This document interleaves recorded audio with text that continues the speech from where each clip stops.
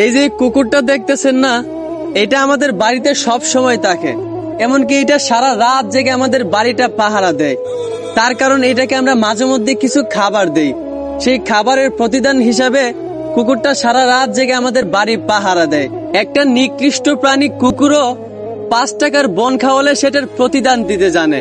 কিন্তু মানুষকে যদি আপনি কলিজা চিড়েও খাওয়ান, তবুও মানুষ সেটার প্রতিদান দিবে দূরের কথা, বরং আপনার পিছনে আরো সমালোচনা করবে। সুযোগ বুঝেই আপনার পিছনে ছুরি মারবে।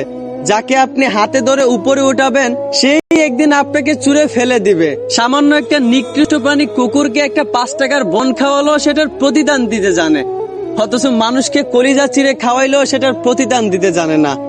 আহা মানুষ, তোমরা কি আর মানুষ হইবা না?